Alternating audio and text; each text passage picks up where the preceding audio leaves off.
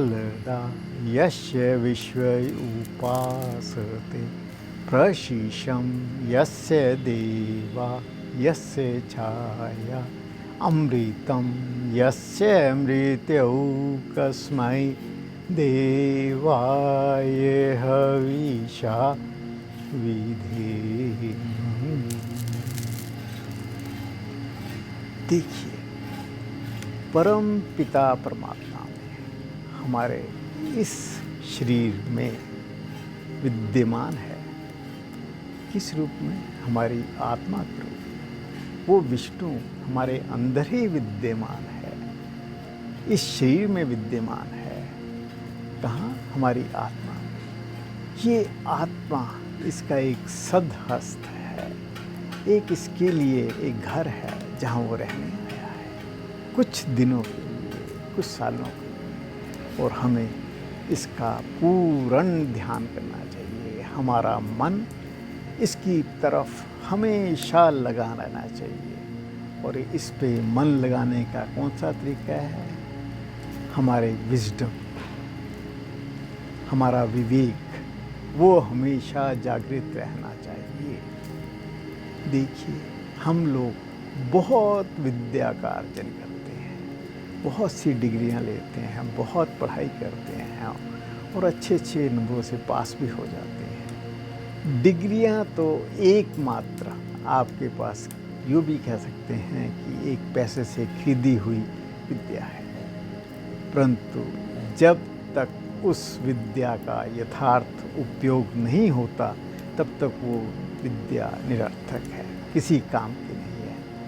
और इसका इस्तेमाल ढंग से करने के लिए विद्या के साथ विवेक का होना बहुत ज़रूरी है।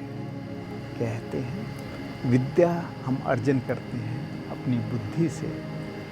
जिनकी जितनी पुते विभूति होती है उतनी ज़्यादा डिग्रियाँ ले जाता है, परंतु विवेक को हमें अर्जन करना पड़ता है। अगर हम अच्छी तरह अपनी विद्या को इम्प्लीमेंट करना चाहते हैं तो हमारे अंदर विवेक, सुविवेक का होना बहुत ज़रूरी है, बहुत ज़रूरी है। और ये विवेक कैसे पैदा होता है? कुछ एक प्योरिटी ऑफ माइंड से। अपने मन को हमेशा पवित्र रखो। जितना मन आपका पवित्र होगा, जितना आप सच्चाई की तरफ चलना शुरू करेंगे, विवेक उतना जागृत होना शुरू हो जाएगा। और इसके अलावा हमारे अंदर एक संतोष होना चाहिए कि मैं जहाँ हूँ, पिता परमात्मा ने मुझे बहुत अच्छा रखा हुआ है। जब तक हमारे अंदर ये संतुष्टि की भावना नहीं होगी तो हमारे अंदर विवेक कभी भी जागृत नहीं होगा। हमारा असंतोष ही हमारा लालच का कारण बन जाता है। तो जितना असंतोष होगा उतना आपका विवेक कम होता जाएगा।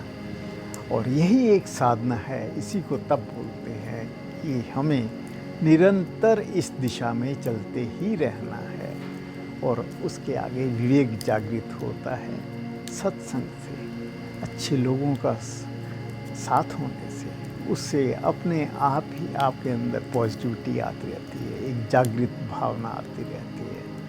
और सबसे बड़ा विवेक जागृत होता है जब आप ये सोचते हैं कि जो कुछ भी कर रहा है परमात्मा ही कर रहा है, मैं तो एक निमित्त मात्र हूँ। अगर आप इन सब चीज़ों पर ध्यान देते हुए दें तो आपका विवेक अपने आप जागृत हो जाता है। आपकी विद्या सुविद्या बन जाती है और वो वास्तविक रूप से विवेक को जागृत करती है, जिसके होने से क्या होता है कि हमारा असली विवेक जागता है और हम उस विद्या का यथार्थ फायदा उठा सकते हैं।